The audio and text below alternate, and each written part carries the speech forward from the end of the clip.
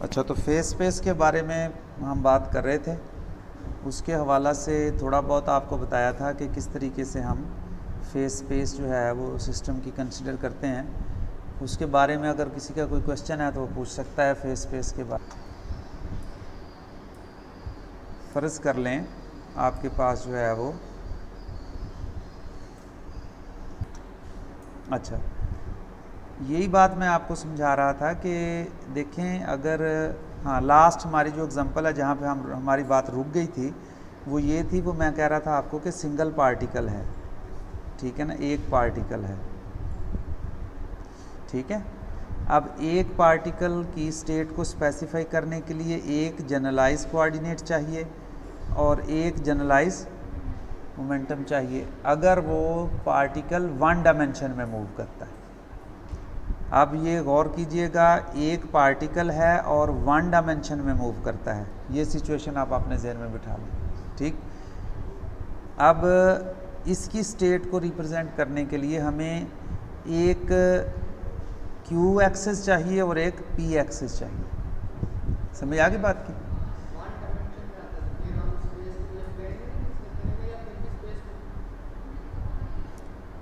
One dimensional भी space ही होती है, टू डायमेंशनल भी स्पेस ही होती है, थ्री डायमेंशनल भी स्पेस होती है।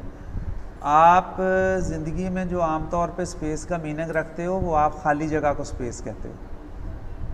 जो मैथमेटिक्स है या साइंसेज हैं उसमें स्पेस का मतलब वो नहीं होता। उसमें स्पेस का मतलब होता है सेट ऑफ पॉइंट्स। अगर वो वन डायमेंशन में है तो वो वन डायमेंशनल स्पेस है, अगर वो टू डायमेंशन में है तो वो टू डायमेंशनल स्पेस है। अगर वो सेट ऑफ पॉइंट्स आपने थ्री डायमेंशन में लिए हुए हैं, यानी ऐसे पॉइंट्स लिए हुए हैं जिनका एक ही कोऑर्डिनेट है, तो वो वन डायमेंशनल स्पेस के पॉइंट्स होंगे। ऐसे पॉइंट्स आपने लिए हैं जो टू डायमेंशनल, जिसमें दो कोऑर्डिनेट्स चाहिए किसी पॉइंट को स्पेसिफाई करने के लिए और उसमें दो वेरिएबल्स हैं, तो ऐसी स्पेस, ऐसे पॉइंट से मिलके जो स्पेस बनेगी उसको टू डायमेंशनल स्पेस कह लेंगे। और ऐसे पॉइंट का सेट जिसमें तीन कोऑर्डिनेट्स चाहिए उनके लिए हम थ्री डायमेंशनल स्पेस कहेंगे। अगर हम ऐसे सेट ऑफ पॉइंट्स लेते हैं जिनमें चार कोऑर्डिनेट चाहिए तो वो हमारी फोर डायमेंशनल स्पेस होगी। और अगर हमारे पास कोई ऐसे सेट ऑफ पॉइंट्स हैं जिनके n कोऑर्डिनेट्स हैं या n वेरिएबल्स हैं तो हमारे पास वो n डायमेंशनल स्पेस कहलाएगी। स्पेस का मतलब यहाँ पर ये है। आई डोंट नो कि आप लोगों के दिमाग में स्पेस का क्या मतलब है, इसीलिए मैंने आपसे पूछा था। तो ये वन डायमेंशन में वन डायमेंशनल स्पेस है जिसको आप लाइन कहते हो। टू डायमेंशनल स्पेस को आप आमतौर पे टू डायमेंशनल स्पेस नहीं कहते बल्कि प्लेन कह देते हो। जब वो थ्री डायमेंशन में आता है तो फिर आप उसको स्पेस कहना शुरू कर देते हो। तो यही चूँकि यूजुअल लैंग्वेज है इसलिए शायद आपको मिसलीडिंग हो आपके लिए। बहरहाल इस तरह से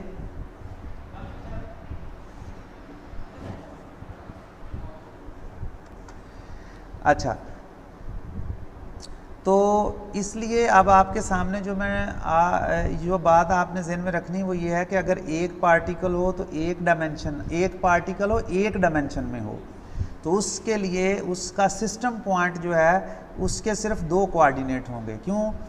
क्योंकि उसकी स्टेट को स्पेसिफाई करने के लिए एक उसका जनरलाइज कोऑर्डिनेट चाहिए और एक उसका जनरलाइज मोमेंटा चाहिए।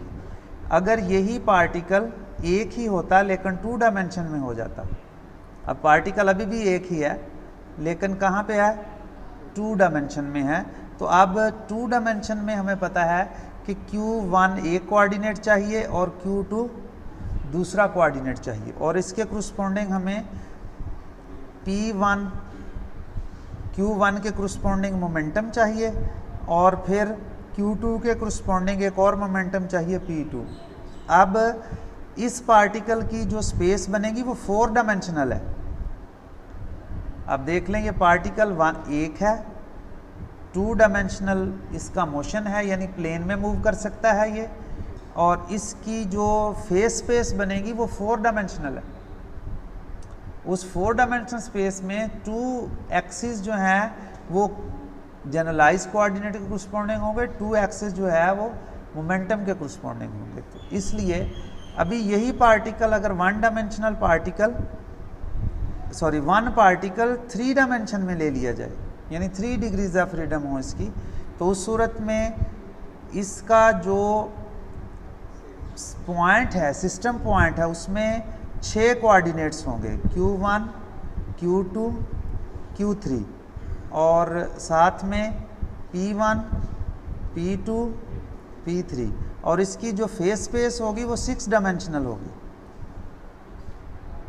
पार्टिकल एक है, 3 डायमेंशन में वो मूव कर सकता है, तो उसकी जो फेस स्पेस है वो 6 डायमेंशनल है। इसको आमतौर पे म्यू स्पेस कह देते हैं, एक पार्टिकल जो होता है। अब अगर फ़र्ज़ किया इसी एनालॉजी से अब हम इसको जनरलाइज कर देते हैं कि पार्टिकल हैं n, हर पार्टिकल मूव कर सकता है 3 डायमेंशन में, तो एक पार्टिकल की जो फेस स्पेस है वो हो गई 6 डायमेंशनल। इतने ऐसे कितने पार्टिकल हैं n, तो ये इसकी फेस स्पेस होगी 6 n डायमेंशनल। उसको आमतौर पे हम गैमा स्पेस कहते हैं और कुछ किताबों वाले इसको गैमा स्पेस कहते हैं, जैसे चार्ल्स किटल है। बाकी किताबों वाले अक्सर इसको फेस स्पेस ही कहते रहते हैं। तो फेस स्पेस वाली ये बात है। इसमें किसी ने कोई बात आप पूछनी है तो पूछ सकता है।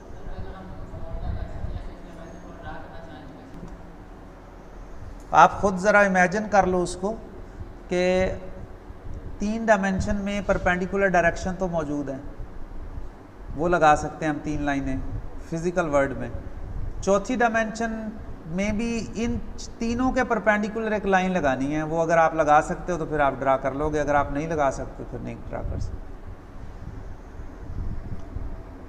फिर मैंने आपको ये समझाया था कि उसको ये बात बताई थी कि बजाय इसके कि हम क्या लिखें, इस तरह जिस तरह ये 6 n डायमेंशनल है,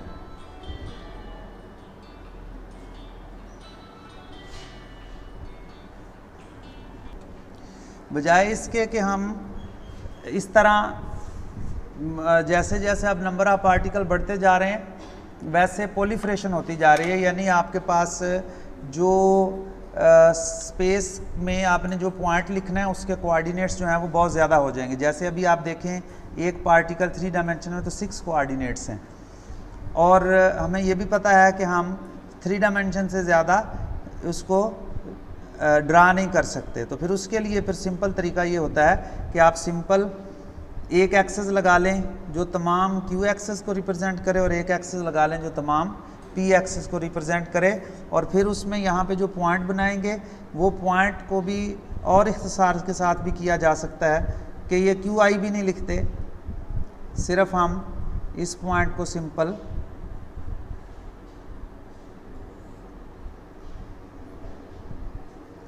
ऐसे PQ लिख देते हैं या ऐसे, बस ये सिंपल पॉइंट है।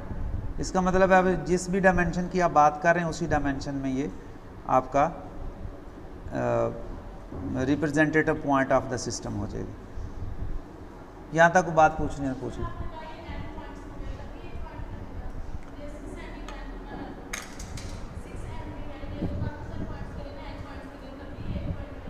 हम उसको एक पॉइंट से रिप्रेजेंट करेंगे, वो जितने भी डायमेंशनल का पॉइंट है या उसके जितने भी कोऑर्डिनेट्स हैं या जितने भी वेरिएबल्स हैं उसके हम उसको एक पॉइंट से रिप्रेजेंट करेंगे। जब हमें एवेलुएट करना पड़ेगा, सारे पॉइंट्स के साथ कोई इंटीग्रेशन करनी है, कोई डेरिवेटिव लेना है, तो फिर हमें पता होगा कि इसमें इतने वेरिएबल्स हैं, उन्हीं के एतबार से फिर आगे मैनिपुलेट करें। ठीक होगी बात। नेक्स्ट चलें, अगला पॉइंट डिस्कस करते हैं। अब एवोल्यूशन ऑफ द सिस्टम या time development of the system, इसका क्या मतलब है आपके दिमाग में?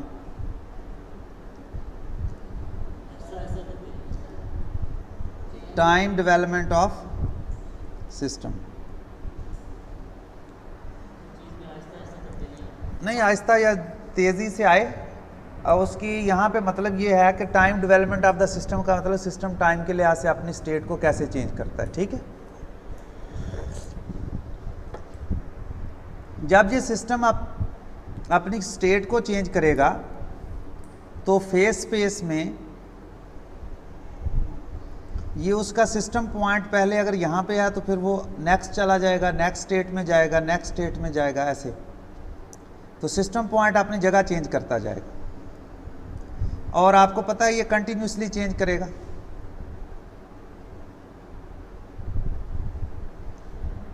ठीक है,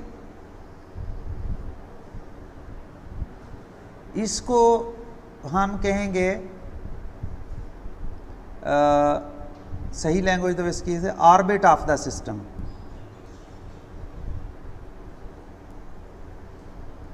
आप ऐसे सादा लैंग्वेज में इसमें पाथ ऑफ द सिस्टम कह लेते हैं। ठीक होगी बात? ये क्या है? ऑर्बिट ऑफ द सिस्टम या पाथ ऑफ द सिस्टम। ये बात भी समझ आ गई आपको। अब आपको 3 चीज़ें समझ आ जानी चाहिए। फेज स्पेस किसी सिस्टम की क्या है और कैसे बनती है। फेज स्पेस में अगर कोई पॉइंट लगा हुआ हो तो उसका क्या मतलब है, और फेज स्पेस में जिस तरीके से सिस्टम की टाइम डेवलपमेंट होती है, यानी सिस्टम अपनी टाइम के लिहाज से स्टेट चेंज करता है, तो उसका सिस्टम पॉइंट एक पॉइंट से दूसरे पॉइंट की तरफ जाता है। इस जाने के दौरान वो एक रास्ता इख्तियार करता है 6 डायमेंशनल स्पेस के अंदर। उस पाथ को हमने कहा ये ऑर्बिट ऑफ द सिस्टम। ठीक होगी बात? ये बात बैठ गई ज़हन में? अच्छा, अब जो स्टैटिस्टिकल मेथड है वो कैसे वर्क करता है उसके ऊपर हम आते हैं। उसमें सबसे पहले तो आप ये जहन में रख लें कि हम यहाँ पर इक्विलिब्रियम थर्मोडायनामिक्स पढ़ने जा रहे हैं। Equilibrium statistical mechanics. इसका क्या मतलब है? इसका मतलब आपने ये जहन में रखना है कि हमने जो स्टैटिस्टिकल मैकेनिक्स की थ्योरी डेवलप करनी है किसी सिस्टम को डिस्क्राइब करने के लिए, तो जिन सिस्टम को डिस्क्राइब करना है वो इक्विलिब्रियम में होंगे, थर्मल इक्विलिब्रियम में होंगे, मैकेनिकल इक्विलिब्रियम में होंगे और केमिकल इक्विलिब्रियम में होंगे। अब आपको ये लैंग्वेज समझ आ रही होगी क्योंकि मैंने थर्मोडायनामिक पोटेंशियल जो हैं वो 3 तरह के आपको बताए हुए हैं। मैकेनिकल इक्विलिब्रियम के लिए भी और थर्मल इक्विलिब्रियम के लिए भी टेम्परेचर होता है, मैकेनिकल इक्विलिब्रियम के लिए प्रेशर होता है और केमिकल इक्विलिब्रियम के लिए केमिकल पोटेंशियल, जिसको म्यू कहा था आपने। ठीक होगी बात? और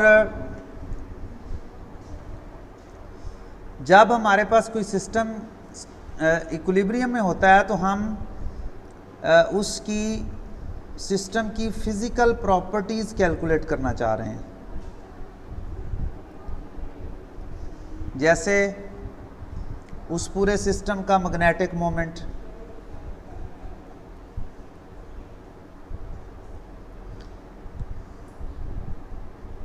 ठीक है, वो उस सिस्टम की कंप्रेसिबिलिटी, उस सिस्टम का प्रेशर तो खैर उसके वेरिएबल्स हैं जो ऑलरेडी आप वाकफ़ हैं। आप उस सिस्टम की जो भी प्रॉपर्टी फाइंड आउट करनी है वो अब हम फाइंड आउट फिजिकल प्रॉपर्टी करने जा रहे हैं with the help of statistical method. कर हम क्या रहे हैं? अब हम स्टैटिस्टिकल मेथड कैसे ये फिजिकल क्वांटिटीज़ को कैलकुलेट करेगा ये आप समझने की कोशिश कर रहे हैं। यहाँ पे हमारे सब्जेक्ट में ये बात हम समझने की कोशिश कर रहे हैं। अब स्टैटिस्टिकल मैकेनिक्स किस वक्त इस्तेमाल की जाती है? जिस वक्त हमारे पास ऐसा सिस्टम हो जिसमें लार्ज नंबर ऑफ पार्टिकल हों, और जब लार्ज नंबर ऑफ पार्टिकल हों तो फिर ना तो हम इंडिविजुअल पार्टिकल के मोशन को फॉलो करके इंडिविजुअल पार्टिकल से कैलकुलेशन कर सकते हैं, और ना ही फिज़िकल क्वांटिटी जो हमने फिज़िकल क्वांटिटी ऑफ इंटरेस्ट है, जिस तरह मैंने मैग्नेटिक ससेप्टेबिलिटी है, मैग्नेटिक मोमेंट है, मैग्नेटिक फील्ड है, टोटल चार्ज है, ठीक है। और कोई भी फिजिकल क्वांटिटी आप सिस्टम की जब मालूम करना चाह रहे हैं तो उसमें अकेले अकेले पार्टिकल के एक तरीका तो ये है कि हम अकेले अकेले जितना भी हमारे पास सिस्टम है उस सिस्टम के तमाम पार्टिकल के अकेले अकेले पार्टिकल का मैग्नेटिक मोमेंट निकालें और उसको ऐड अप कर लें, सम कर लें उनको सबको। ये तरीक़ेकार है। अब हमें पता है कि जो आपके पास सॉलिड स्टेट में सिस्टम होते हैं या गैसेस होती हैं, तो आपको पता है कि गैसेस के एक मोल में या सॉलिड के एक मोल में 10⁻23 नंबर ऑफ पार्टिकल्स होते हैं, ठीक। तो इसका मतलब ये है कि हमें 10⁻23 इक्वेशन ऑफ मोशन सॉल्व करनी पड़ेंगी, ठीक है। और अगर हम हैमिल्टन डायनामिक्स इस्तेमाल करते हैं तो वो 2 × 10⁻23 इक्वेशन ऑफ मोशन होती हैं, ये हमें सॉल्व करनी पड़ेगी। मैं आपको एग्जांपल दे देता हूँ। मसलन अगर आप कहते हैं कि 1 मोल ऑफ वाटर आपने लेना है, उसके बारे में आपने को बात करनी है, तो 1 मोल ऑफ वाटर जो है वो 18 ग्राम पानी होता है, और 80 ग्राम वाटर में इतने मालिक्यूल्स हैं और इतनी इक्वेशंस आपको सॉल्व करनी। अगर आपने इस वाटर मालिक्यूल का टोटल मैग्नेटिक एक ग्राम या 18 ग्राम मोल, 1 मोल या 18 ग्राम वाटर का अगर आपने टोटल मैग्नेटिक मोमेंट मालूम करना है, मैग्नेटिक ससेप्टेबिलिटी मालूम करनी है, टोटल चार्ज मालूम करना है, अनलाइक दैट जो भी आपने मालूम करना है इसके बारे में, विच इज इम्पॉसिबल फॉर अस, ठीक है। मसलन अगर फ़र्ज़ किया इस तरह 1 मोल मैं एक सिस्टम का ले लूं और मैं 1 सेकंड के लिए इस सिस्टम की इक्वेशन ऑफ मोशन लिख के सॉल्व करूं, उसके लिए मैं सुपर कंप्यूटर यूज़ कर लूं, तो सुपर कंप्यूटर जो डेटा जनरेट करेगा वो डेटा अगर मैं शीट्स के ऊपर प्रिंट करूं तो मुझे एक बड़ा ट्रक चाहिए उसको ट्रांसपोर्ट करने के लिए। उन शीट्स के ऊपर वो डेटा लिखा जाएगा कितने टाइम के लिए? 1 सेकंड के लिए, 1 मोल सिस्टम के लिए। That was impossible for us to actually apply the theory in the real physical world in order to calculate different properties of the system. So we need statistical mechanics, जिसमें हम उन तमाम quantities की average values मालूम करेंगे, और average values ऐसी accurate होनी चाहिए कि जब भी आप मेजर करें वही निकले। ठीक होगी बात? तो इसलिए स्टैटिस्टिकल मेथड डेवलप कर रहे हैं, इसीलिए आप स्टैटिस्टिकल मैकेनिक्स पढ़ते हो, इसीलिए स्टैटिस्टिकल मैकेनिक्स का फिजिक्स में जो सब्जेक्ट है वो डेवलप हुआ है।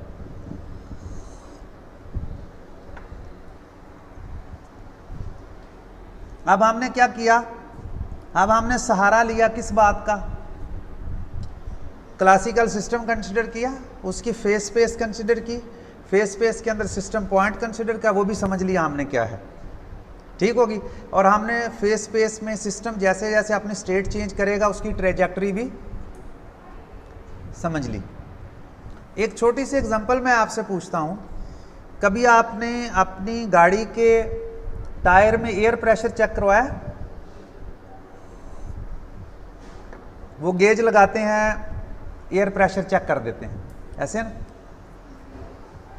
फ़र्ज़ किया आपने गेज प्रेशर जो है वो अभी थोड़ी देर पहले चेक करवाया और वो निकला है 20 पाउंड।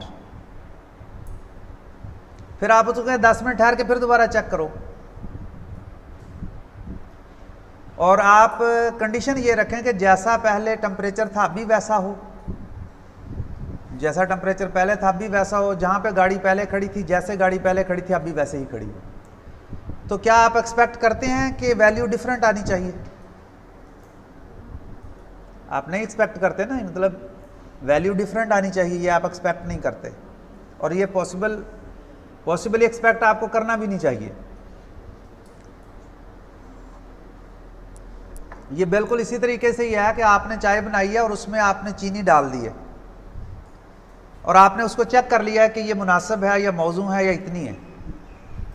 आप जाके किसी मेहमान को पेश करें और बाद में आपको पता चले चीनी है ही नहीं उसमें, यानी वो कहे चीनी नहीं है इसमें। तो किसी भी सिस्टम के लिए इक्विलिब्रियम में ऐसा पॉसिबल नहीं होता कि आपने उसकी एक वैल्यू अभी मैयर की है और एक आप 10 घंटे बाद मैयर करें और कंडीशन वही हो। शर्त किदारा कंडीशन चेंज करने से अगर आप इसमें पानी डाल देंगे तो चीनी कम हो ही जाएगी। अगर फिजिकल कंडीशंस वही हैं तो उसकी वैल्यू क्या आनी चाहिए, वही आनी चाहिए। ये रिक्वायरमेंट है हमारी फिजिकल वर्ल्ड की। ठीक होगी बात।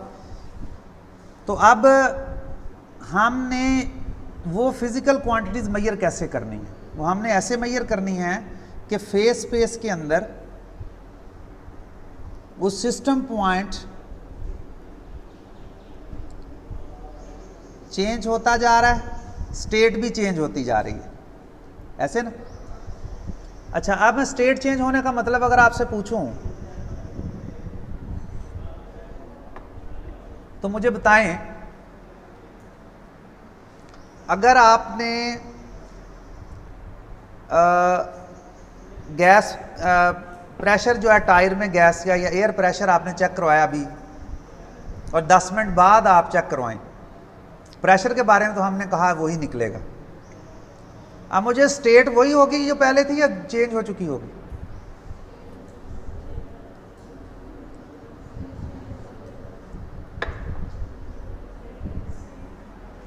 क्यों बच्चों?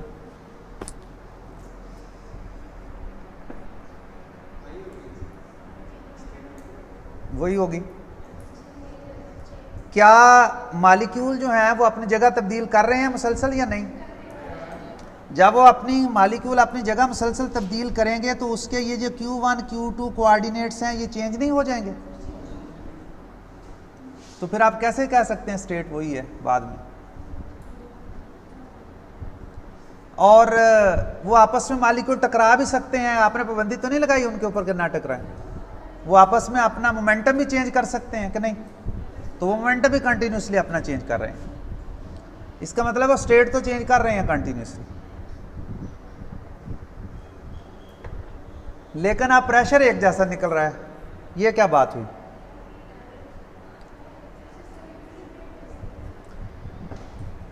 बेशक इक्विलिब्रियम में हो, कोई मसला नहीं। इक्विलिब्रियम तो बाहर इन्वायरमेंट के साथ है, वो तो हमने जब कह दिया कि फर्स्ट एक्सटर्नल कंडीशन एक जैसी है तो इसका मतलब है वो सिस्टम इक्विलिब्रियम में है, हमने उसको डिस्टर्ब नहीं किया। मैंने कहा कि 10 मिनट पहले जो सिस्टम था वही आखिर में भी रहे।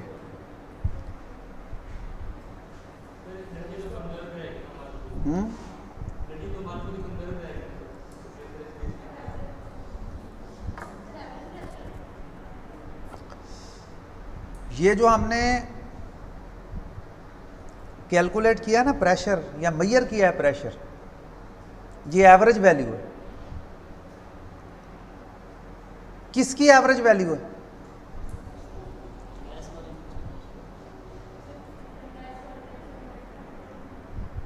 यही भी एक पॉइंट है, बड़ा इंपॉर्टेंट पॉइंट है जिसको समझना नहीं। किसकी एवरेज वैल्यू है ये?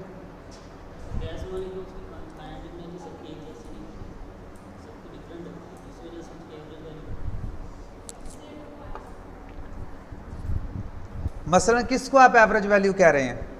कि आप ये कह रहे हैं कि एक मालिक्यूल का प्रेशर, दूसरे मालिक्यूल का प्रेशर, तीसरे मालिक्यूल का प्रेशर, चौथे मालिक्यूल का प्रेशर, पांचवें का, और सबको हमने ऐड अप किया हुआ है, इसको एवरेज कह रहे हैं आप?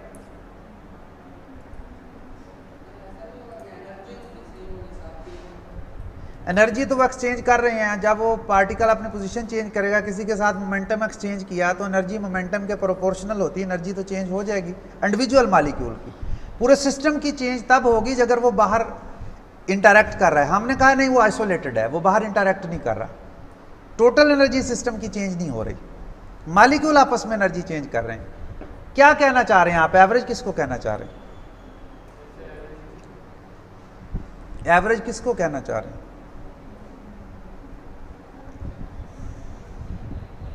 मतलब आपने खुद ही कहा ना कि एवरेज होगा, तो मैंने एक क्वेश्चन पूछा है। मैं आपको झूठा नहीं साबित करने की कोशिश कर रहा, मैं आपको गलत साबित करने की कोशिश कर रहा। हम एक बात कर रहे हैं, एक बात के ऊपर बहस कर रहे हैं, एक मामला है, उसको समझने के लिए हम उसके ऊपर डिस्कशन कर रहे हैं।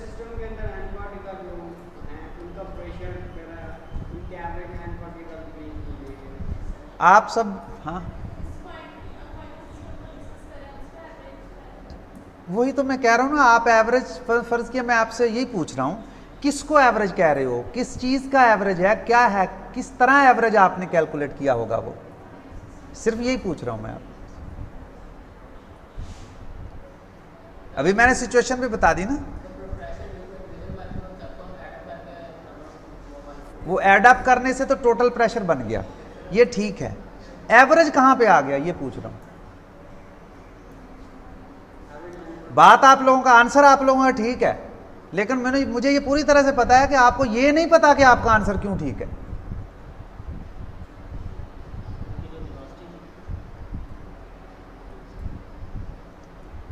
देखें, अब मैं समझाता हूं। फर्ज किया आपके सामने बॉक्स है, वही जो आप जिसका प्रेशर मेजर कर रहे हैं, उसमें मॉलिक्यूल घूम रहे हैं, आप के पास कैमरा है, आप उसकी तस्वीर ले लेते हैं। सपोज करें आपके पास ऐसा कैमरा हर मॉलिक्यूल की तस्वीर ले लेता है कि वो कहां पर है, तो आपने उसकी तस्वीर ले ली। उस टाइम के ऊपर मॉलिक्यूल, हर मॉलिक्यूल किसी न किसी खास पोजीशन के ऊपर होगा और उस टाइम उसका कोई खास मोमेंटम होगा, ऐसे ना, बात समझिए कि नहीं।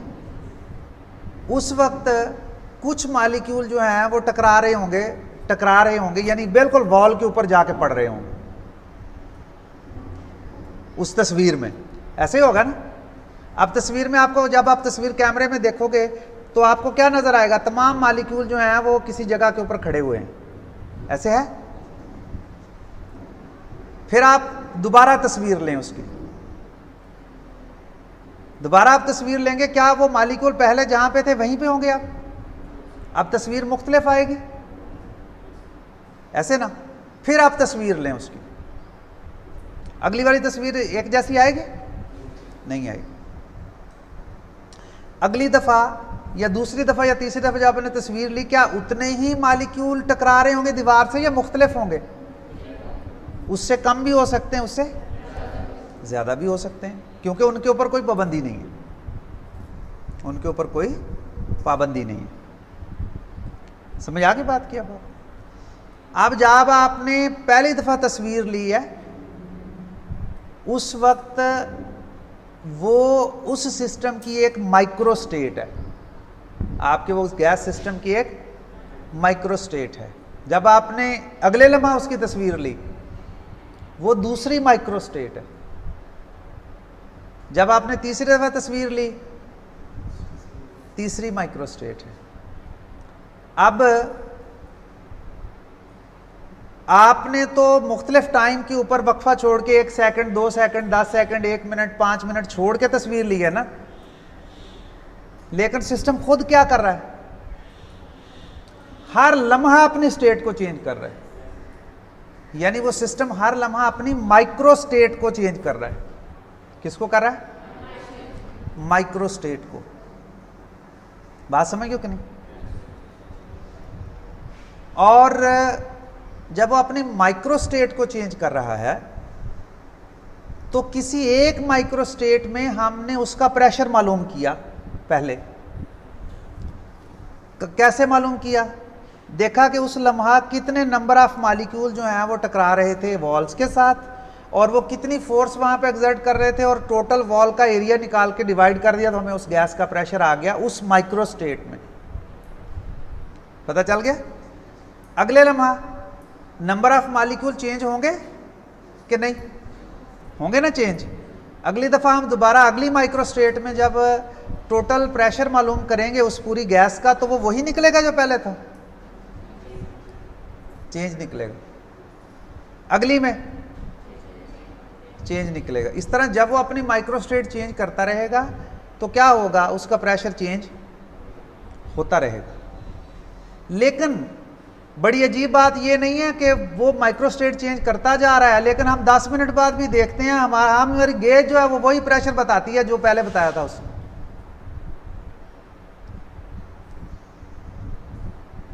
वो वही प्रेशर बताती है जो।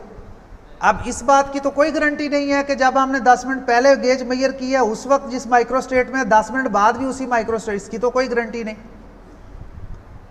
इसकी कोई गारंटी नहीं है। अब हमारा जो वास्ता है इस तरह के सिस्टम के साथ है जिसको हम डिस्क्राइब करने जा रहे हैं। बात समझ गए कि नहीं? ऑब्जर्वेशन क्या है कि अगर आज मेजर किया प्रेशर और कंडीशन सेम रखी है तो 2050 में मेजर करेंगे तो वही निकलेगा, अगर कंडीशन सेम है, एक्सटर्नल कंडीशन सेम है। लेकिन 2050 तक वो अपनी कितनी माइक्रोस्टेट चेंज कर चुका होगा? इनफिनिट नंबर ऑफ माइक्रोस्टेट वो चेंज कर चुका होगा। समझ आ गई? तो इसी ऑब्जर्वेशन ने हमें गाइड किया, इसी बात ने हमें गाइड किया कि स्टैटिस्टिकल मैकेनिक्स कैसे डेवलप हो सकती है। इसी बात ने हमें गाइड किया कि स्टैटिस्टिकल मैकेनिक्स कैसे डेवलप हो सकती है। अब नजर आ रहा है सबको?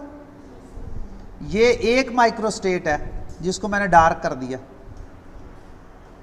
मैं सबसे पहले क्या करूंगा, इस माइक्रोस्टेट में लेट से प्रेशर ही कर लेते हैं, वो अब हम उसको समझा हुआ है तो उसकी लैंग्वेज में हमें बात आसानी से समझ आ जाएगी। ठीक है, लेट से मैं इसमें प्रेशर मालूम कर लेता हूं P, उसका नाम मैं रख लेता हूं P1। फिर नेक्स्ट एक स्टेट है जिसमें माइक्रोस्टेट में गया वो पार्टिकल सिस्टम, तो उस पर भी फिर मैंने इस तरह करते करते करते सब माइक्रोस्टेट के ऊपर प्रेशर मेजर कर लिया। तो इन सब प्रेशर की वैल्यूज को एडअप कर लिया और उसके ऊपर नंबर ऑफ वैल्यूज के ऊपर डिवाइड कर दिया। तो ये क्या आ गया? Average pressure.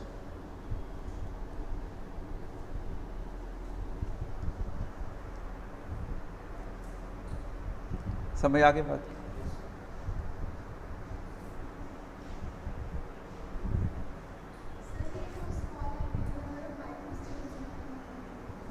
एक मिनट, क्या पूछ रहे हो?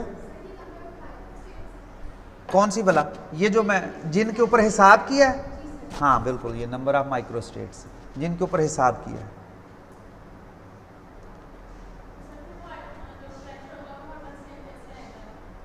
हाँ, ये इसी को एड्रेस करने लगे हैं। मैंने कहा था हम इसी एग्जांपल से हमें पूरी कहानी समझ आ जाएगी स्टैटिस्टिकल मैकेनिक्स की, और जिस भी किताब को आप पढ़ेंगे उसमें यही कहानी लिखी हुई है। हर किसी ने अपनी लैंग्वेज इस्तेमाल की तो वलादा बात, आप लोगों को जल्दी समझ नहीं आती चीज़ों की। मेरी ये बात यहाँ तक समझ गई, ये मैंने एवरेज मालूम कर लिया इसका।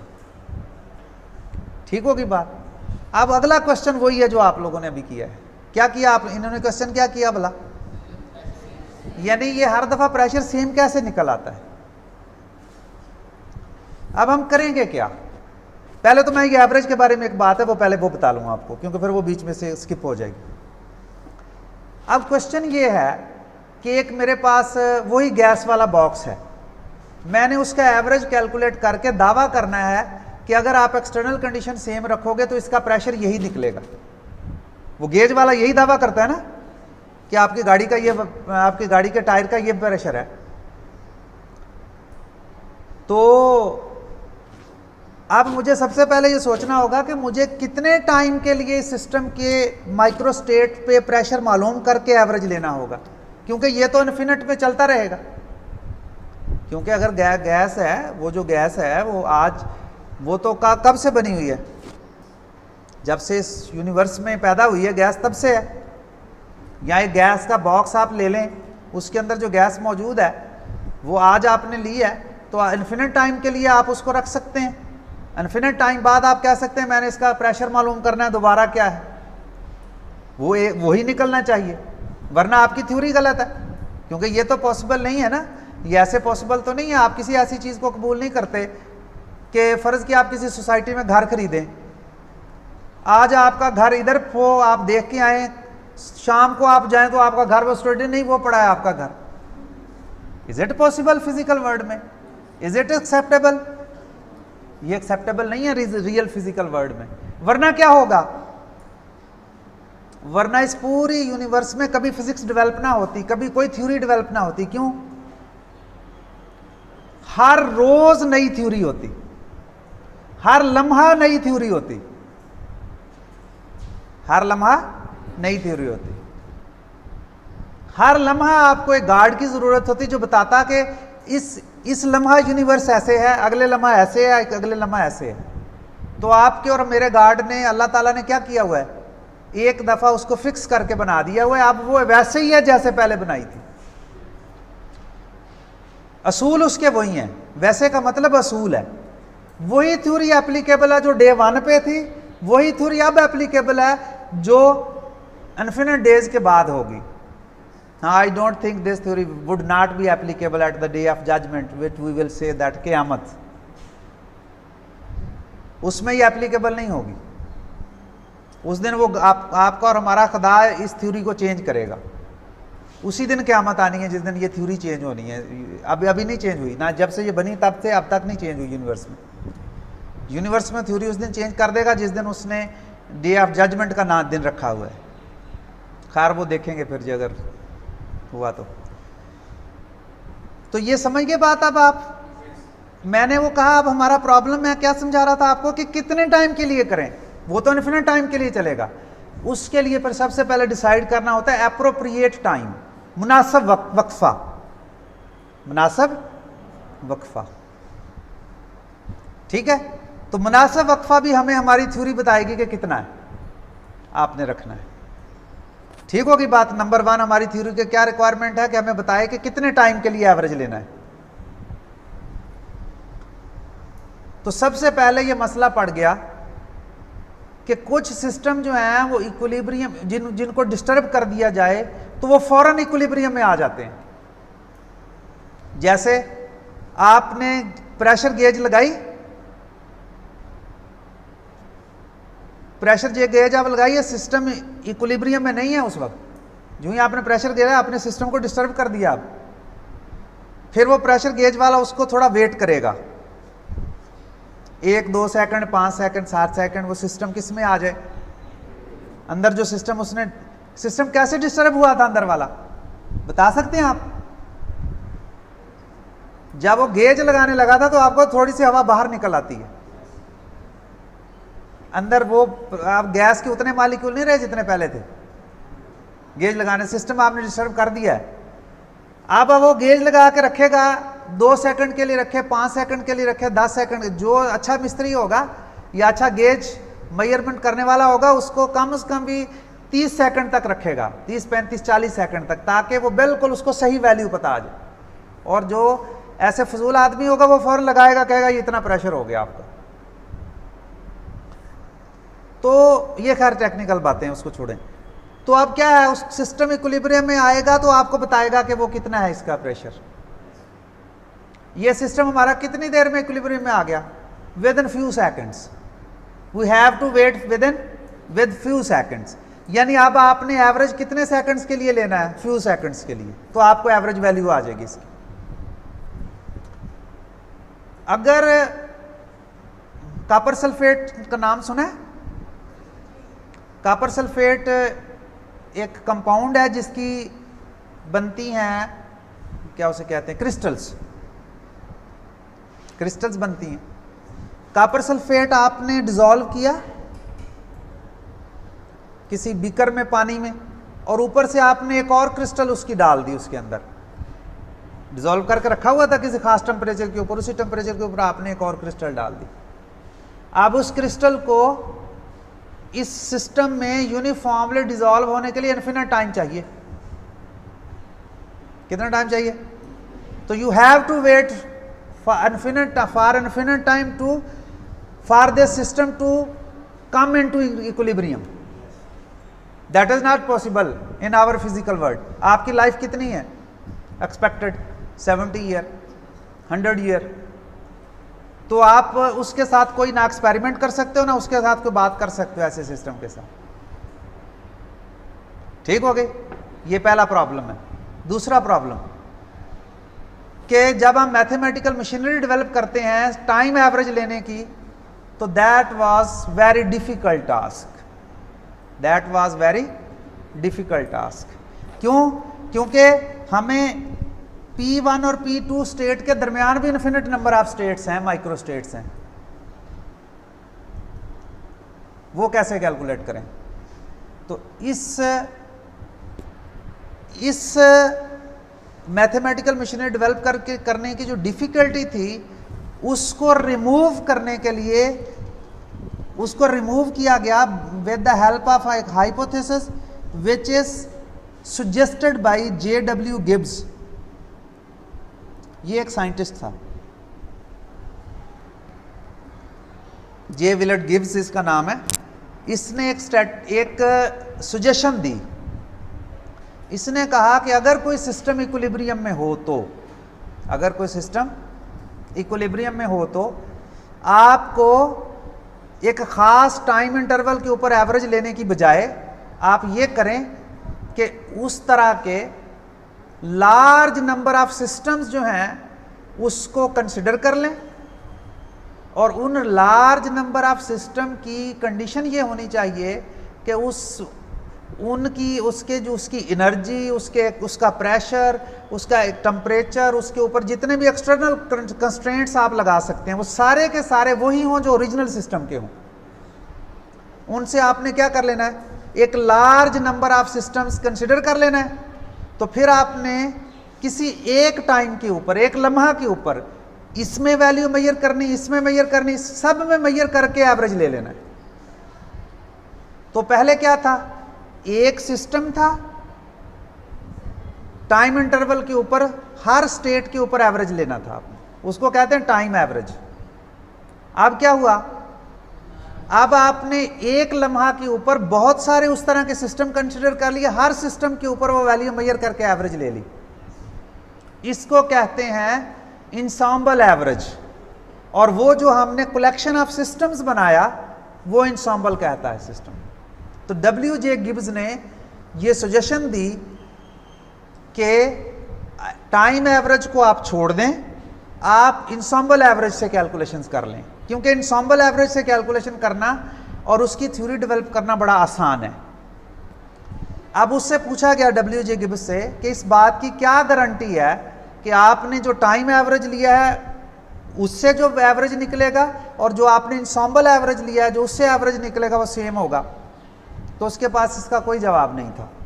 उसने कहा कि इसका जवाब या इसके सही होने का तज़किरा पता उस वक्त चलेगा कि जब आप इस मेरे वाली हाइपोथेसिस को इस्तेमाल करके कैलकुलेशन करके किसी गिवन सिस्टम के लिए कोई वैल्यू कैलकुलेट करोगे, फिर एक्सपेरिमेंटली मेजर करो उसको।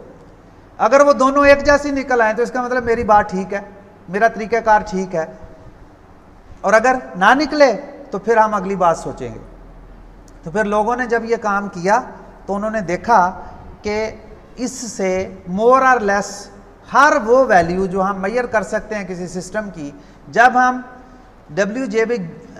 गिब्स की हाइपोथेसिस को बेस बना करके इंसॉम्बल एवरेज से उनको कैलकुलेट करते हैं तो वैल्यू एक जैसी निकलती है।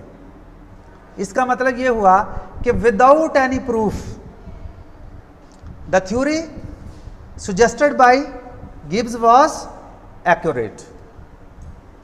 लेकिन अब बाद में फिर लोगों ने कोशिश की, उसमें कुछ ना कुछ हिंट हैं कि उसकी थ्योरी क्यों ठीक है, वो फिर प्रूफ भी करने की तरफ लोग जाते हैं। ये एक रिसर्च प्रॉब्लम है कि लोग ये प्रूफ करने की कोशिश करते हैं कि वो दोनों इक्विवेलेंट क्यों हैं, बराबर क्यों हैं, वैसे एवरेज निकाला जाए, उस तरह एवरेज निकाला जाए। तो इस तरह से हमें क्या चीज़ फाइंड आउट करनी है, इंसॉम्बल एवरेज। अब हम अब शिफ्ट हो गए अपने सब्जेक्ट में, कहाँ से, टाइम एवरेज से इंसॉम्बल एवरेज में। अब इंसॉम्बल एवरेज पे जब शिफ्ट होना है तो अब सबसे बड़ा मसला, पहला मसला क्या है, इंसॉम्बल किसी सिस्टम का जो प्रिपेयर करना है वो कैसे करना है। अब आपको इंसॉम्बल की समझ आ गई कि नहीं? अब हम इंसॉम्बल एवरेज के ऊपर बात करेंगे।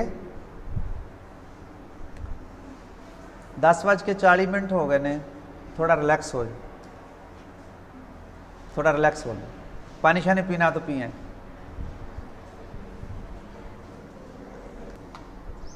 अच्छा, अब वो जो इंसॉम्बल प्रिपेयर करना है ना, उस इंसाम्बल को प्रिपेयर करने का एक तरीका ये है, ये मैंने लिखा, how ensemble is specified. Phase space मैंने इसलिए पढ़ाया था कि फेज स्पेस में एक फंक्शन डिफाइन करेंगे जिससे इंसाम्बल स्पेसिफाई हो जाए। ठीक, अच्छा हाँ, उससे पहले एक छोटी सी बात बता दूं। जब हम एक्चुअल सिस्टम लेंगे तो उसका पाथ ये होगा, ऐसे ना, और ये पाथ कैसे बना है,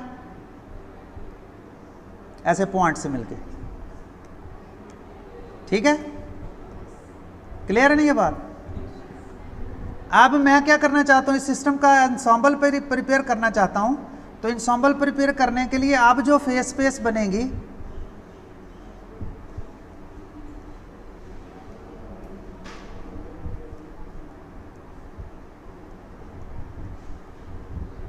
वो वाला टाइम के एतबार से था। अब एक टाइम पे सारे सिस्टम मौजूद होने चाहिए और हर स्टेट वाले मौजूद होने चाहिए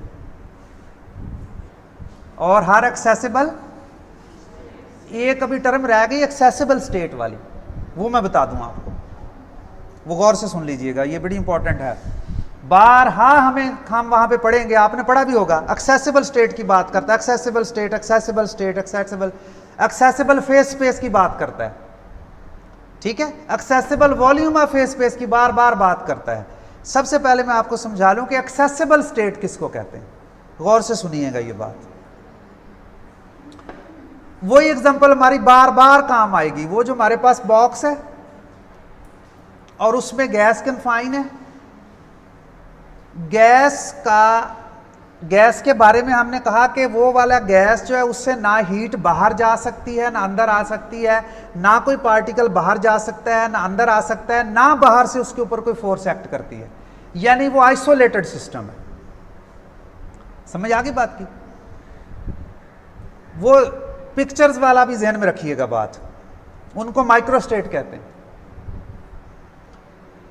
अब पूरे सिस्टम की total energy, total momentum, total magnetic moment, कुछ भी चेंज नहीं होगा, टेम्परेचर भी चेंज नहीं होगा, जितना है उतना ही रहेगा। क्यों? सिस्टम आइसोलेटेड है।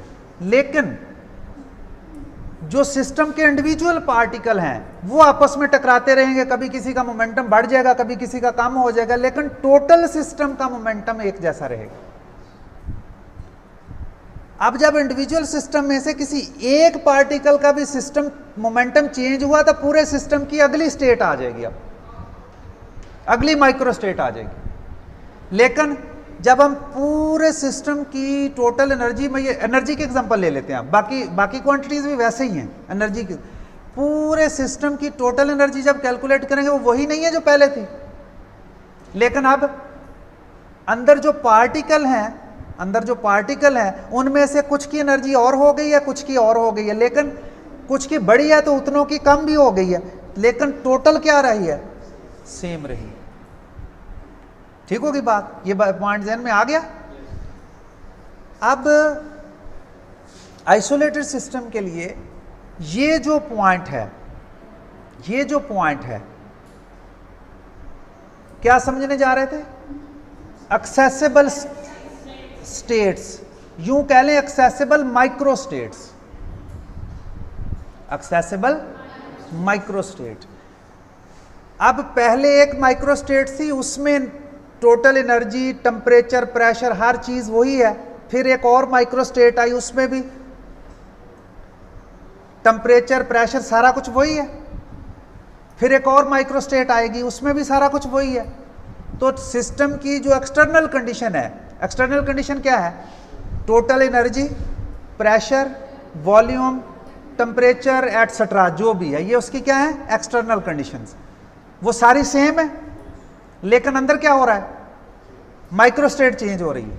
तो इस तरह की जितनी भी पॉसिबल माइक्रो स्टेट हैं, इस तरह की जितनी भी पॉसिबल माइक्रो स्टेट हैं कि उस सिस्टम की एक्सटर्नल कंडीशन में से कोई चीज भी चेंज ना हो, टोटल वो सारा कांस्टेंट रहे पहले जितना है, हम उन सब स्टेट को कहेंगे ये एक्सेसिबल स्टेट हैं उस सिस्टम की, एक्सेसिबल माइक्रोस्टेट हैं सिस्टम।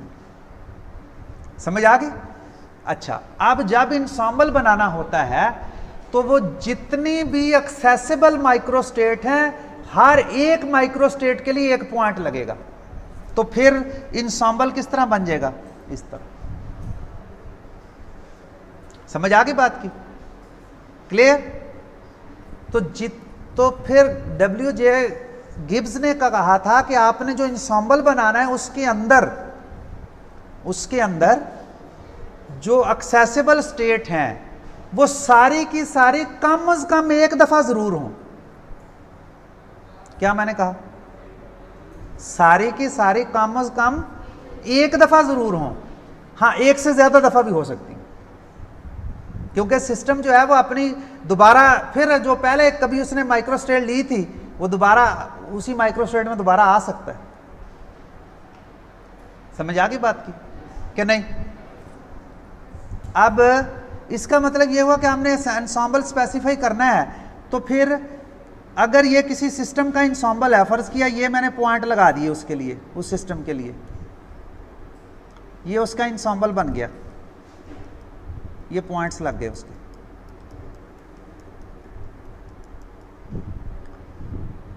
अगर मैं इस तरह एक वॉल्यूम एलिमेंट कंसिडर कर लूं, इस तरह एक वॉल्यूम एलिमेंट कंसिडर कर लूं, इसमें गिन लूं कितनी माइक्रोस्टेट्स हैं। कैसे गिनूंगा? जितने पॉइंट्स हैं। कैसे गिनूंगा? जितने पॉइंट्स हैं। ठीक है। और एक तरीका क्या है कि एक पॉइंट जितना वॉल्यूम घेरता है वो निकाल लूंगा, फिर जो टोटल वॉल्यूम है उसको एक के वॉल्यूम के ऊपर डिवाइड कर दूंगा तो मुझे टोटल नंबर ऑफ माइक्रोस्टेट्स आ जाएंगे उसके अंदर। वो जो एक हेडिंग पढ़ते थे, काउंटिंग ऑफ माइक्रोस्टेट्स, ऐसे करते। समझ आ गई बात की? एक माइक्रोस्टेट के लिए कितना वॉल्यूम है फेस स्पेस का, वो निकाल लेंगे और फिर टोटल वॉल्यूम को टोटल वॉल्यूम पे डिवाइड कर देंगे तो फिर क्या आ जाएगा? नंबर ऑफ माइक्रोस्टेट्स उस उतने वॉल्यूम में आ जाएंगे। ठीक है। अच्छा, अब अगर मैं इस क्वांटिटी को ये कहूं,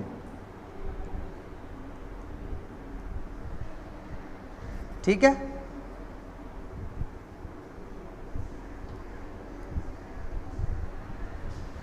तो ये क्या है? ये है total number of system points या microstates. Total number of system points कह लें आप। ठीक है। कितने वॉल्यूम में?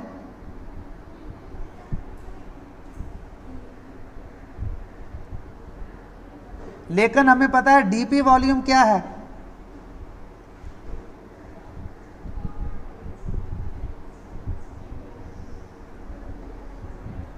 थ्री एन सिस्टम है ना, 6n डायमेंशनल है।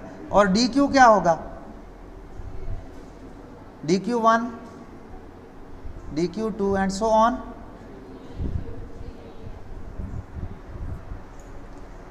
ठीक है, बात समझ गए कि नहीं समझ? तो फिर किसी भी सिस्टम का इंसॉम्बल मैं बता सकता हूं अगर मुझे इसका पता हो, जो हमें यह बताएगा कि किसी भी सिस्टम की फेस स्पेस के पर यूनिट वॉल्यूम में कितने सिस्टम पॉइंट हैं। इसको क्या कहेंगे? Density of ensemble. अब मैं सिस्टम पॉइंट्स नहीं कहता, अब हमारे पास डेंसिटी किसकी आ जाएगी? ये इंसॉम्बल की। तो कैसे स्पेसिफाई करना इंसॉम्बल को? बाय गिविंग द या specifying the density of the ensemble. Density of the कहां पे? फेस स्पेस में। इसलिए फेस स्पेस तुम्हें पढ़ाई थी, ये इंपॉर्टेंट है स्टैटिस्टिकल मैकेनिक्स के लिए। इसके बगैर आपको बात नहीं समझ आ सकती इसकी। समझ आ गई बात की? डेंसिटी सिंपल, जैसे हम मैस डेंसिटी नहीं निकालते, पार्टिकल डेंसिटी नहीं निकालते, टोटल नंबर ऑफ पार्टिकल किसी, मतलब एक बॉक्स है, गैस ही ले लो, वो वाली पहले वाली ले लो, उसमें हम क्या गिन लेते हैं? Total number of particle. और फिर टोटल वॉल्यूम निकाल लेते हैं हम उसका, तो टोटल नंबर ऑफ पार्टिकल को टोटल वॉल्यूम पे डिवाइड कर देते, कहते हैं number of particle per unit volume, ऐसे नहीं कहते? तो हम कहते हैं ये क्या है? पार्टिकल डेंसिटी है। अगर मैं टोटल उनका मास निकाल लूं और टोटल वॉल्यूम पे डिवाइड, तो वो मास डेंसिटी हो जाएगी। अगर मैं उनका टोटल चार्ज निकाल लूं, टोटल वॉल्यूम पे डिवाइड कर दूं, तो वो चार्ज डेंसिटी हो जाएगी। अब हमने क्या करना है? हमने बनाया इंसॉम्बल, तो हमने अब इंसॉम्बल की डेंसिटी बतानी है। तो हमें पता चल जाएगा ना कितने पॉइंट है पर यूनिट वॉल्यूम। अगर पता चल जाए तो हमें पता चल जाएगा इंसॉम्बल कैसा है, स्पेसिफाई हो जाएगा। उस इंसॉम्बल के ऊपर आगे कैलकुलेशन करनी। तो अब हमारे अगला आई होप के अगला जो क्वेश्चन हमारा था उसमें आपको समझ आ गई होगी कि इंसॉम्बल कैसे स्पेसिफाई करना है। एक फंक्शन होगा और उसको कहेंगे डेंसिटी फंक्शन, और उसको हमने यहाँ पे प्रेजेंट केस में कैसे पी से डिनोट किया, पी कैपिटल से। किससे डिनोट किया? पी कैपिटल से। ये बात मैंने यहाँ पे की हुई है। अब अगला क्वेश्चन हमारा ये है कि इंसॉम्बल तो हो गया फिक्स, अब वो जो एवरेज लेना है वो कैसे लें? अब वो जो एवरेज लेना है वो कैसे लें? तो फर्ज करें एक फिजिकल क्वांटिटी है जिसका नाम मैं रख लेता ए। ये उसका टोटल मैग्नेटिक मोमेंट हो सकता है, ससेप्टेबिलिटी हो सकती है, टोटल चार्ज हो सकता है, टोटल मोमेंटम हो सकता है, टोटल एनर्जी हो सकती है, कुछ भी। ठीक है,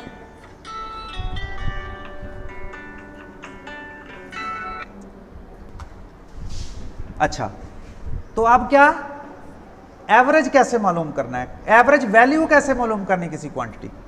तो एवरेज वैल्यू कोई क्वांटिटी ले लेते हैं। ज़ारा क्वांटिटी किस पे डिपेंड करेगी? पी और क्यू के ऊपर। मैंने ये कहा था आपको कल कि किसी भी सिस्टम की स्टेट को स्पेसिफाई करने के लिए दो वेरिएबल काफ़ी हैं, बाकी सारे उनसे निकल आते हैं। तो इसलिए जो भी क्वांटिटी आप लिखोगे वो इन दो वेरिएबल के ऊपर डिपेंड करेगी। इसलिए मैंने लिखा है वो क्वांटिटी फंक्शन ऑफ पी और क्यू। ठीक है, बात समझ गए? इसका अब एवरेज लेना है। क्या लेना है?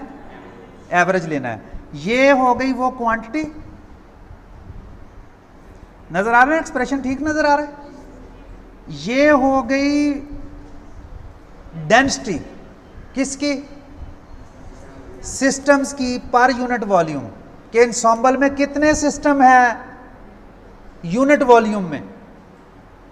तो कितने सिस्टम है यूनिट वॉल्यूम में? उस सिस्टम में हर सिस्टम में इसकी वैल्यू क्या है निकल आई। यानी यूनिट वॉल्यूम में जितने सिस्टम हैं उनमें ए की वैल्यू कितनी है कैलकुलेट हो गई। फिर क्या करना है? टोटल इंसॉम्बल के ऊपर सम करना है। तो सम कैसे करते होते हैं? इंटीग्रेशन से। और इंटीग्रेशन के वेरिएबल क्या होंगे? उस फेस स्पेस के वेरिएबल्स। कौन कौन से? पी और क्यू। बिल्कुल ऐसे ही जैसे आप D X D Y D Z नहीं लिखते, ऐसे लिखा हुआ है। तो क्या हुआ? उस सारे सिस्टम के ऊपर जितने भी नंबर ऑफ सिस्टम थे, ये नंबर ऑफ सिस्टम थे ना ये वाले, हर सिस्टम में ये वैल्यू थी, तो ऐड कर लिए तो टोटल वैल्यू आ गई। ठीक है, टोटल वैल्यू निकाल के इसको टोटल नंबर ऑफ सिस्टम के ऊपर डिवाइड भी करना है। टोटल नंबर ऑफ सिस्टम के ऊपर एवरेज फिर ही निकलता है ना। ऊपर वाली क्वांटिटी में क्या किया हुआ है?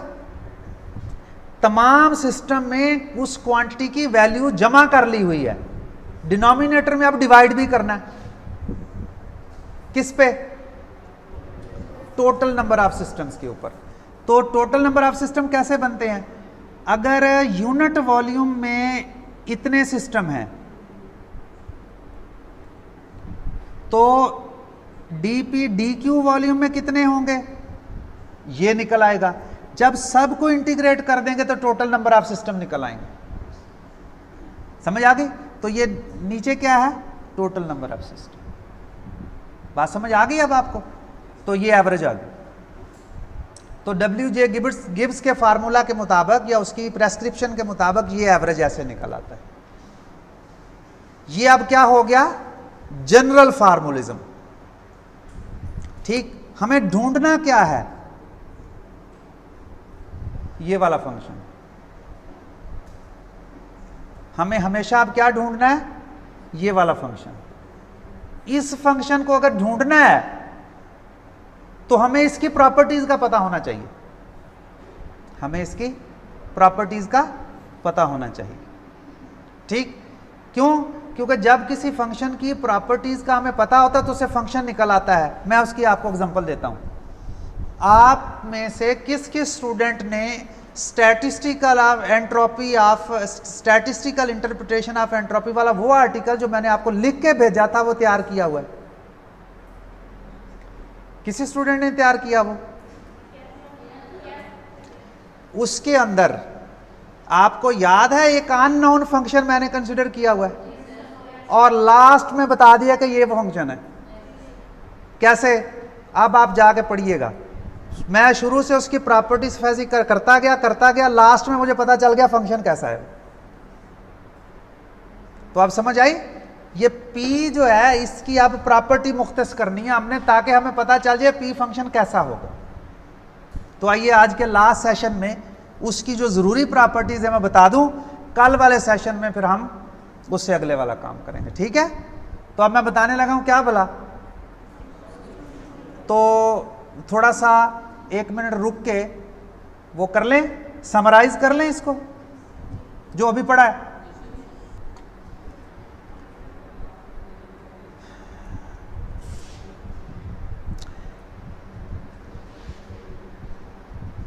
उसकी पहली प्रॉपर्टी ये है कि अगर कोई सिस्टम, उसकी पहली प्रॉपर्टी ये है कि अगर कोई सिस्टम इक्विलिब्रियम में है, मैंने आपको बताया था हम कौन सी थर्मोडायनामिक्स और कौन सी स्टैटिस्टिकल मैकेनिक्स स्टडी करेंगे, इक्विलिब्रियम वाली। ठीक है, इक्विलिब्रियम स्टेट में। तो अगर कोई सिस्टम इक्विलिब्रियम में हो तो फिर जो फंक्शन डेंसिटी फंक्शन है P, it must be independent of time.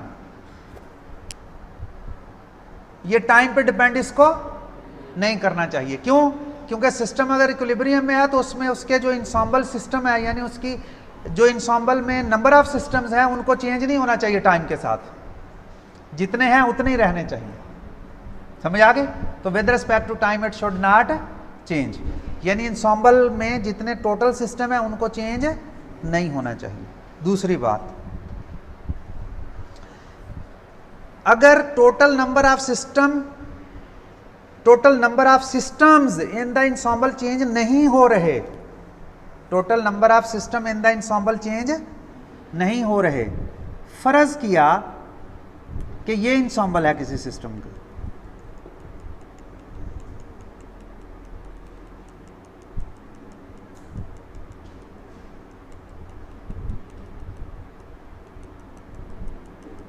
ठीक।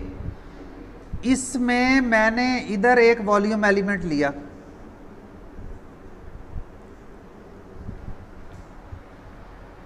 अगर total number of system change नहीं हो रहे, total number of system change नहीं हो रहे तो क्या होगा?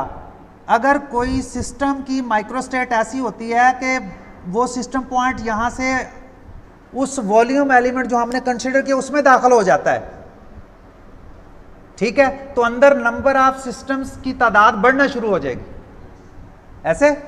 और अगर ऐसा सिस्टम अपनी स्टेट चेंज करता है कि वो जो इस गिवन वॉल्यूम में जो हमने कंसीडर किया उसमें से कुछ पार्टिकल पॉइंट बाहर चले जाते हैं, तो अंदर क्या हो जाएगा? नंबर ऑफ पार्टिकल कम हो जाएंगे, यानी डेंसिटी कम हो जाएगी, उस रीजन की डेंसिटी कम हो जाएगी। या डेंसिटी बढ़ सकती है या कम हो जाएगी, या डेंसिटी बढ़ सकती है या कम हो जाएगी। तो फिर जब डेंसिटी बढ़ेगी तो फिर नंबर ऑफ सिस्टम पॉइंट दाखिल होंगे, जब डेंसिटी कम होगी तो बाहर निकलेंगे। तो फिर हम ये कह सकते हैं कि सिस्टम की डेंसिटी जो है वो विद रिस्पेक्ट टू चेंज इस तरह से होगी कि वो बराबर होगी जितने नंबर ऑफ पॉइंट सिस्टम से बाहर निकल गए या जितने नंबर ऑफ पॉइंट सिस्टम में दाखिल हो गए, और उसको कहते हैं फ्लक्स। और फ्लक्स आप कैसे मेजर करते हैं? डाइवर्जेंस से।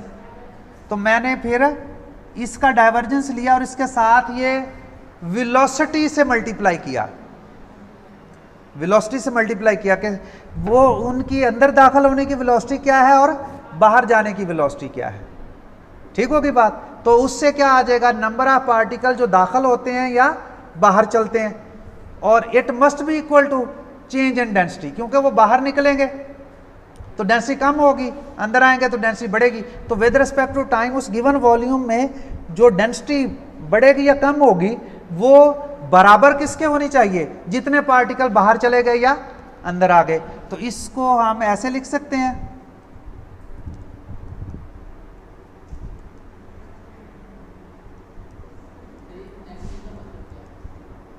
हाँ, नेगेटिव का मतलब यह है कि अगर नंबर ऑफ पार्टिकल बाहर निकले तो फ्लक्स क्या होगा? पॉजिटिव। और अंदर डेंसिटी क्या होगी? डिक्रीज होगी। उधर पॉजिटिव क्वांटिटी है, इधर नेगेटिव है, तो बैलेंस करने के लिए एक नेगेटिव लगाया। उधर अगर नंबर ऑफ पार्टिकल इनसाइड आ रहे होंगे तो डेंसिटी बढ़ रही है, फ्लक्स नेगेटिव होगा। फिर इधर पॉजिटिव क्वांटिटी होगी, उधर नेगेटिव होगी, उनको बैलेंस करने के लिए क्या लगाया? एक नेगेटिव साइन। इसको कहते हैं इक्वेशन ऑफ कंटिन्यूटी। समझे? तो इसका मतलब यह हो कि वो ऐसा फंक्शन होगा, अगर वो सिस्टम के इक्विलिब्रियम में किसी सिस्टम के इंसाम्बल को रिप्रेजेंट कर रहा है, तो उसको यूजुअल इक्वेशन ऑफ कंटिन्यूटी को क्या करना चाहिए? सेटिस्फाई करना चाहिए। क्या करना चाहिए? सेटिस्फाई करना चाहिए। अब जब वो यूजुअल इक्वेशन ऑफ कंटिन्यूटी को सेटिस्फाई करेगा तो उसका मतलब ये है। समझ आ गई? अब हम हैमिल्टन इक्वेशन को यूज कर लेते हैं। हैमिल्टन इक्वेशन समझते हो क्या होती है? Partial H over partial P I is equal to Q I dot, और partial H over partial Q I is equal to minus P I dot. ये क्या है? Hamilton equation. यहां पे ये जो आपको v नजर आ रहा है वे क्या है? वेलोसिटी। क्या है? वेलोसिटी। वेलोसिटी आप कैसे लिखते हो?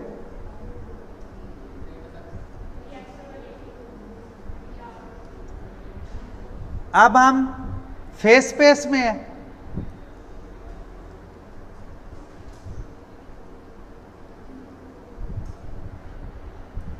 यानी क्यू डॉट।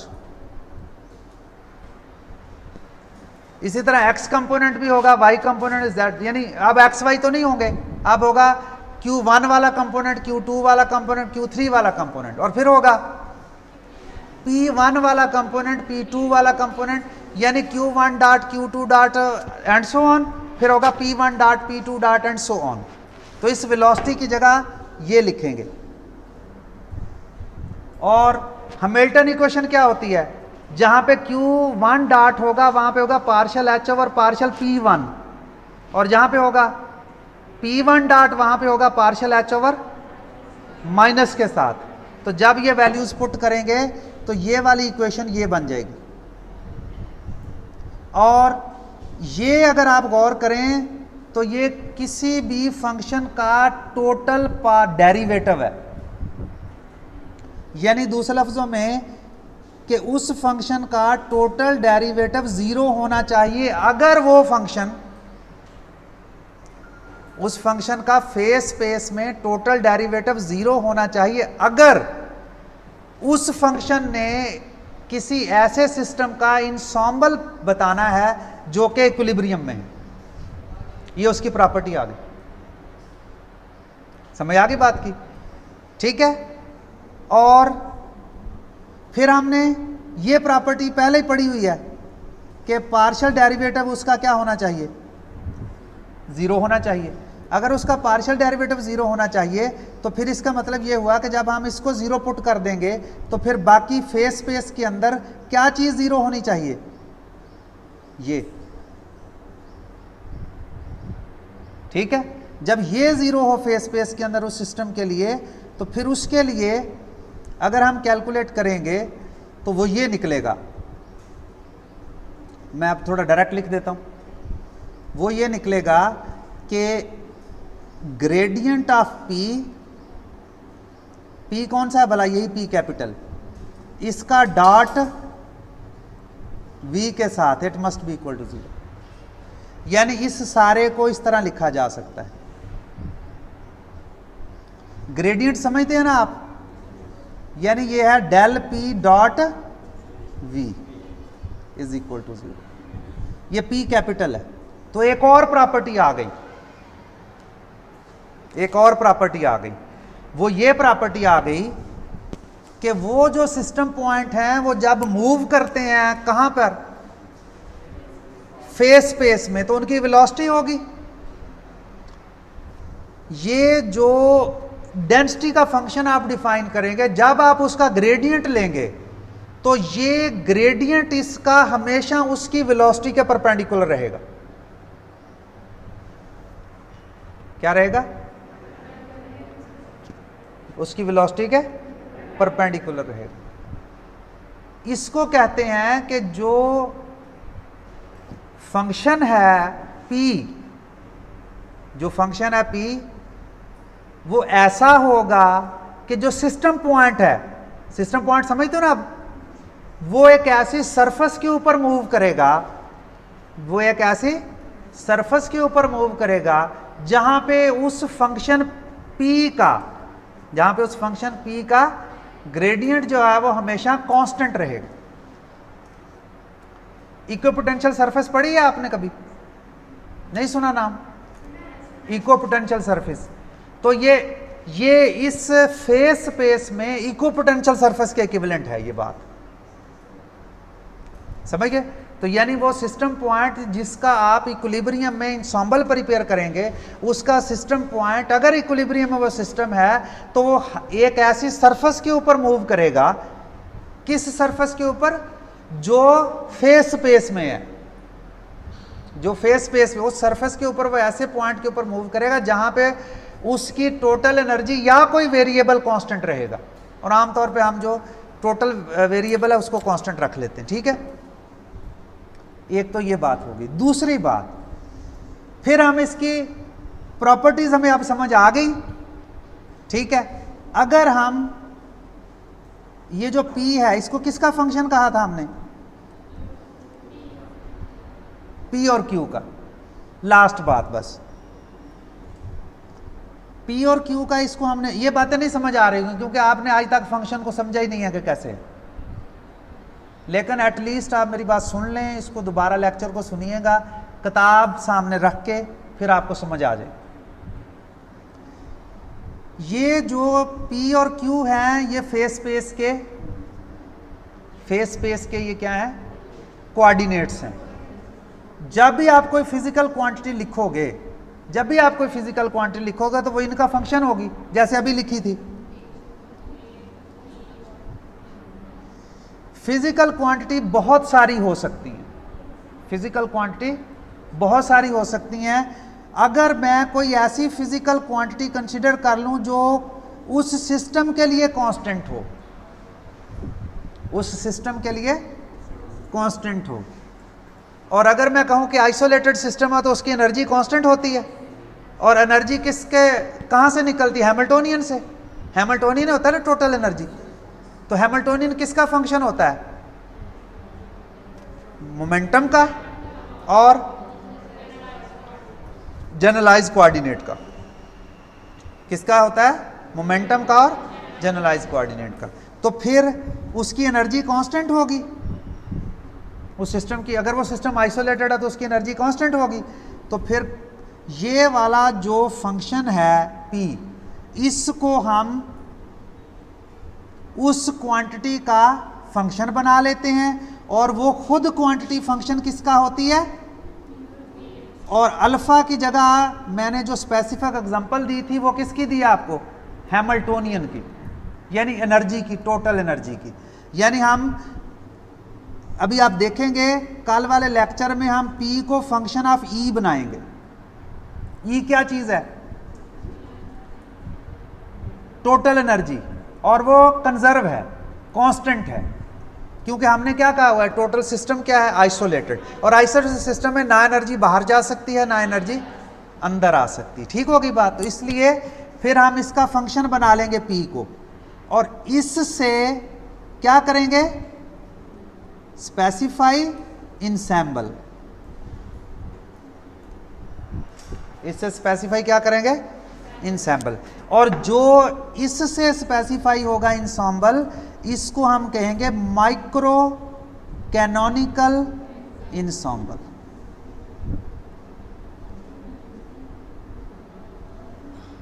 ठीक है।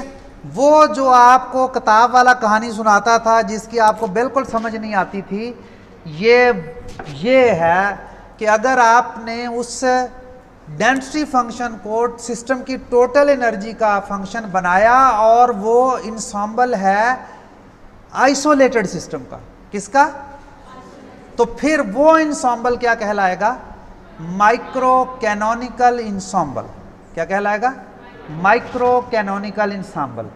कल हम माइक्रो कैनोनिकल इंसेम्बल को स्पेसिफाई करेंगे एक सिस्टम के लिए।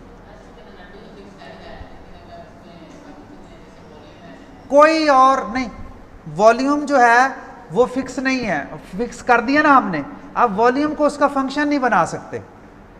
हमने कोई ऐसी मुनासिब क्वांटिटी ढूंढनी है जिससे वो फंक्शन भी बन जाए और हमारा काम भी चल जाए, आसानी भी उसमें ढूंढनी है। आप किसी और को बना सकते हो, लेकिन अगर मैं उस सिस्टम का वॉल्यूम बढ़ा दूं, ना मैं उसका टेम्परेचर बढ़ाऊं, ना मैं बाहर से कोई एनर्जी अंदर दाखिल करूं, तो फिर भी तो उसकी एनर्जी कांस्टेंट है। तो वॉल्यूम उस तरीके से कांस्टेंट नहीं है, एनर्जी कांस्टेंट है। क्या चीज कांस्टेंट है, एनर्जी। इसलिए फिर यहां पे पहली अटेम्प्ट में मैंने आपको एग्जांपल क्या दी है, एनर्जी की दी है। वैसे उस क्वांटिटी का जनरल नाम रखा हुआ है क्या, अल्फा। इसका मतलब है वो एनर्जी के अलावा भी कोई क्वांटिटी हो सकती है। बात समझ गए हो। तो इसके ऊपर अब हम इस बात को ख़त्म करते हैं, लेकिन ये बात कहाँ पे लिखी हुई है सारी की सारी जो मैंने आपको समझाई है, वो मैं आपके सामने किताब रखता हूँ। वो किताब शायद मैंने आपको शेयर की हुई है, और ये किताब कहाँ, ये बातें कहाँ से कहाँ लिखी हुई हैं, ये मैं अब आपको समझाता हूँ। और एक छोटा सा काम है जो आपके जिम्मा लगाना है।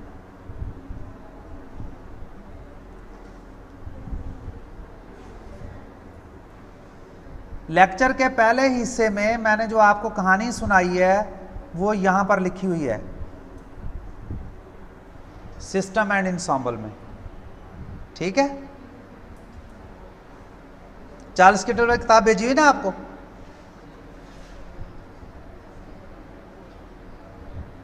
ये बात एवरेज मालूम करने के लिए उसने एक एग्जांपल दी है, ये आपने करके आनी। अब नोट कर लें क्या क्या काम करना करके आना है आपने। ठीक है।